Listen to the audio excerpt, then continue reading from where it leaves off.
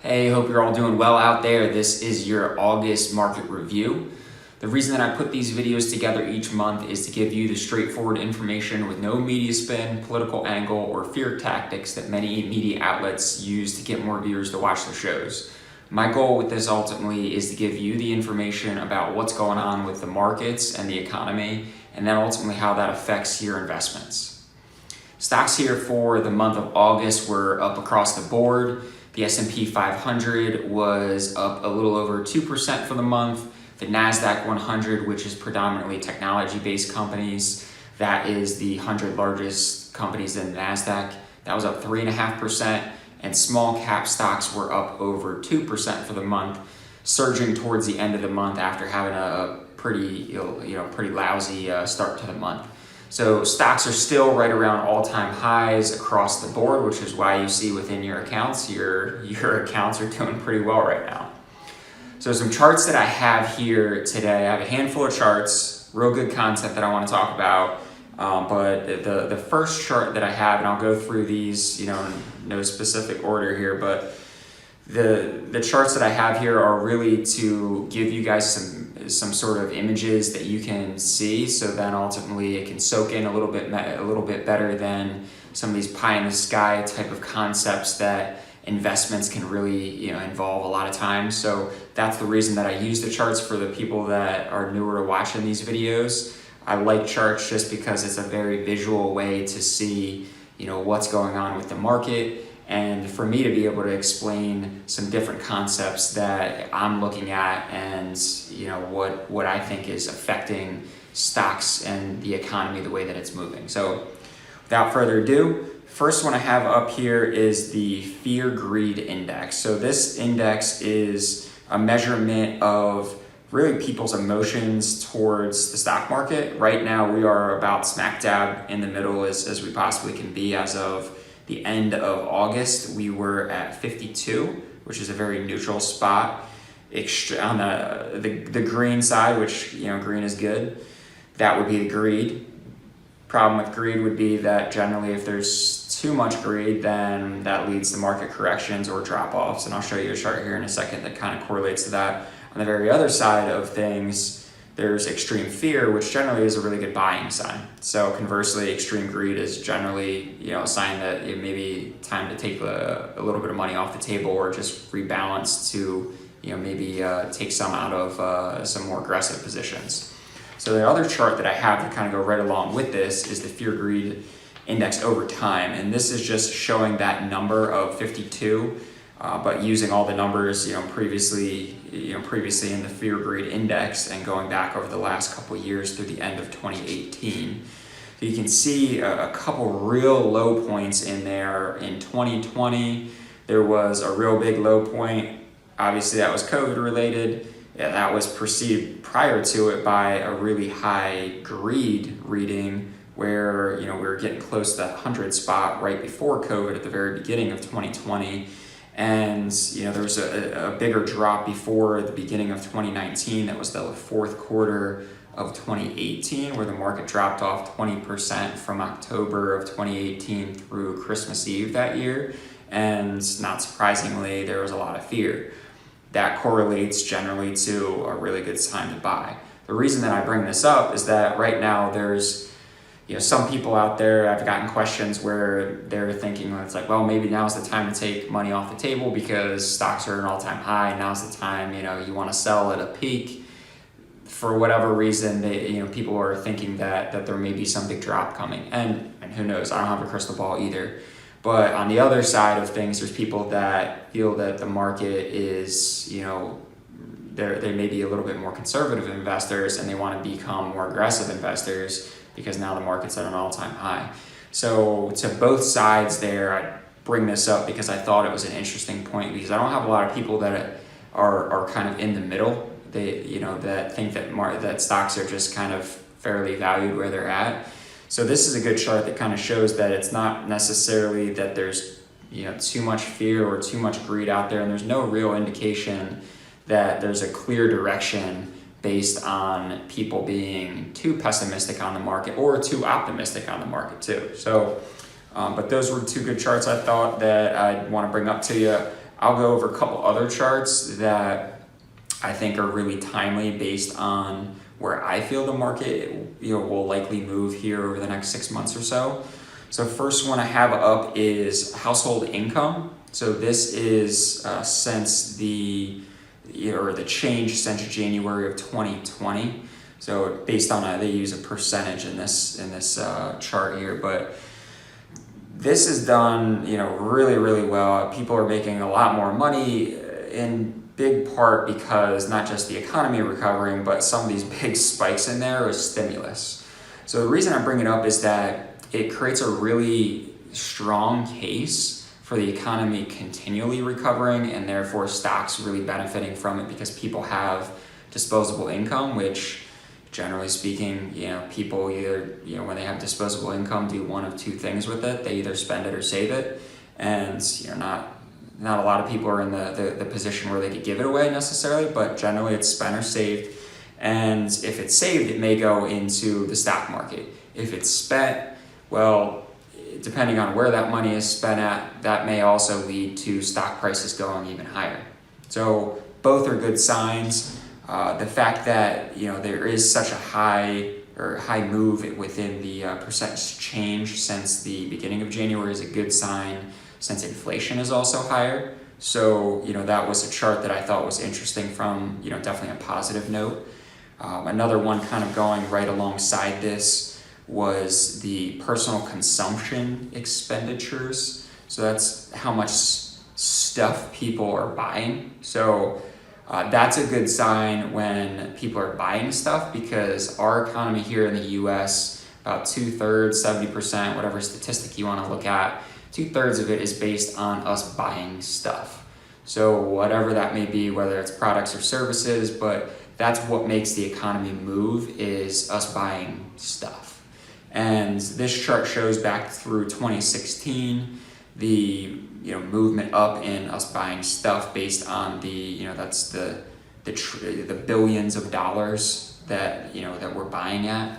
And clearly during COVID there was a big drop off because you all know this. I'm sure you probably didn't spend as much money during COVID because you're not going out to eat and all those other things. So that dropped off pretty dramatically and came right back as people started getting back to normal-ish life, and now has really just kind of gotten right back on track with where the trend was already heading. If you just drew a line from the one end of that chart before COVID, it would connect almost perfectly to where it is on the other end. You can kind of see that with the naked eye there. So that's a really good sign, because if people are continually spending money at this rate, that's a great sign for the economy continually recovering, and therefore all of you as investors, that's a great sign, because again, that's going to help drive stock prices up, and these company earnings should keep getting better and better.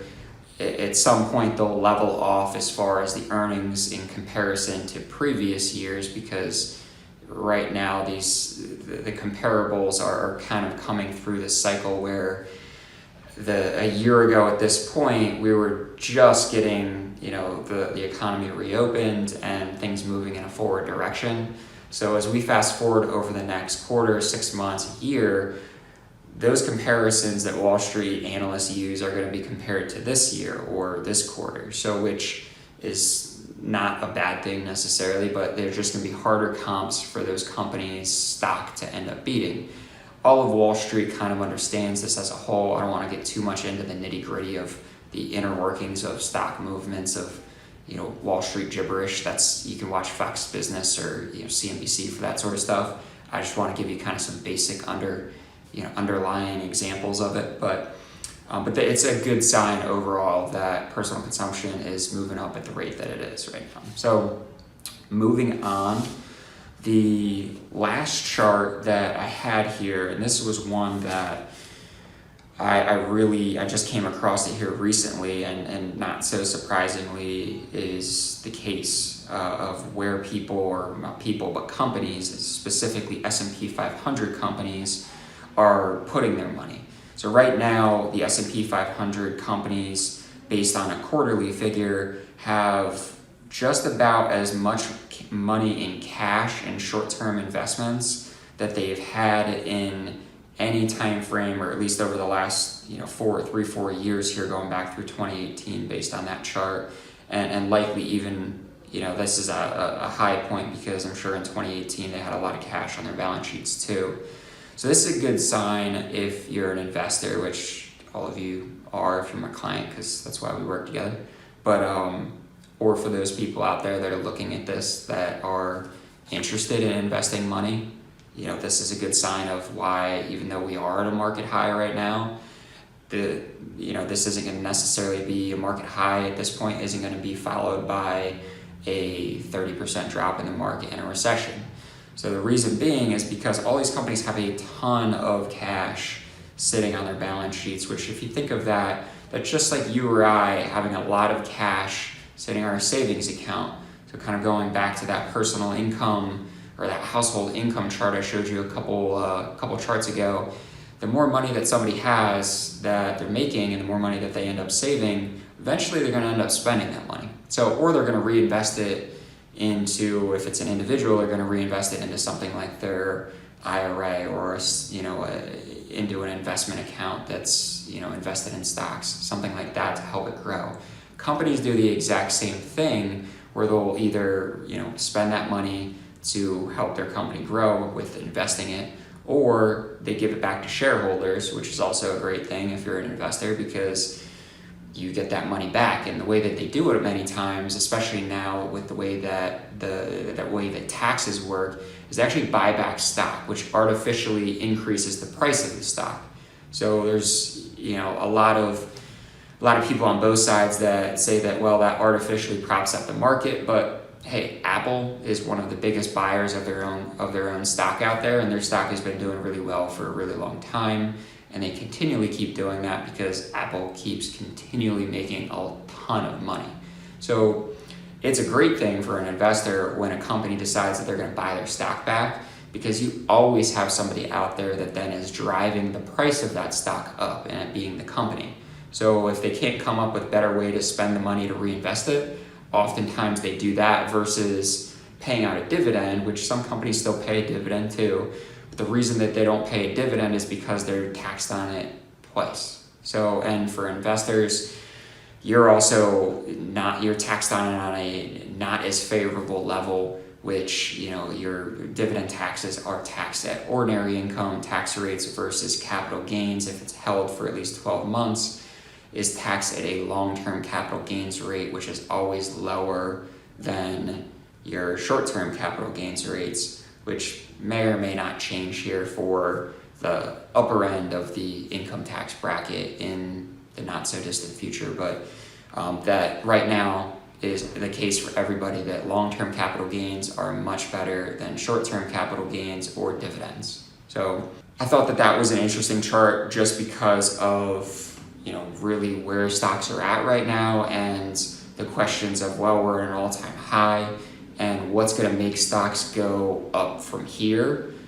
Buybacks of company stocks are one of them, and if they have all this cash on hand, that may be a good way that these companies end up using that money. An assumption that I would have of why they have so much money sitting on hand is just because they went through COVID and the shortfall potentially within their business, or scare within their business because of that. These are all really, really big companies. They're the 500 largest companies in the US. So these companies weren't necessarily shuttering their doors because of COVID, but they were definitely affected by it too, just like everybody else was. And they may not be as aggressive right now, or wanting to be as aggressive right now with that cash that's on hand, because we don't know necessarily what's next as far as COVID goes, and the way that could end up affecting the economy again. So not the worst thing to see that they have a ton of cash sitting on hand. Eventually, though, that cash is going to go back into either their company in an investment form, where they're going to just spend money on projects that try to improve the overall company's growth, or they're going to return that money to shareholders through dividends or stock buybacks. Both are good things. Stock buybacks are better, but I'll take a dividend too. So those are the charts that I had for the week. I hope you guys got some good info out of that. Give me your feedback too on those charts. I always appreciate your guys' feedback on, if you do see something out there or you have a question. A lot of these charts that I end up coming across, because I come across a ton of charts every single day. A lot of the charts I specifically pull based on questions and conversations that I have with you, my clients out there. And if there is anything that you want me to specifically talk about, I'd be more than happy to talk about it more in these reviews, or we can talk about it more specifically one-on-one. My next round of in-person investment reviews that I'm doing in PA is going to be the last couple weeks here in September. So if I haven't reached out to you already and to set up a time here the last couple weeks of September, and we didn't meet in June, if it's been longer than June and you want to link up, feel free to reach out to me. We can definitely set up a time to link up in person if you'd like to do that. If you'd like to do a Zoom meeting, I'm always very flexible to do Zoom meetings. Definitely the earlier part of this month would be better, because again, those last couple months, I'm going to be running around doing in-person meetings with a lot of people in the central PA area. If you have any questions or need my help for something, don't hesitate to reach out to me. Call, text, email. Always happy to help out in any way that I can, as far as any financially related questions. If you have other things going on in your life, may not be able to help you out there, but we could talk. So if you have friends, family members, coworkers, or someone that you think would be interested in having a conversation with me about their investments, please don't hesitate to give them my info. If they'd like me to reach out to them, I'd be more than happy to reach out to them. If you get me their information, I can touch base with them and talk more from there. I appreciate you all taking the time to check me out. Look forward to seeing you guys in person that I'm meeting here later in the month. For the rest of you, until next time.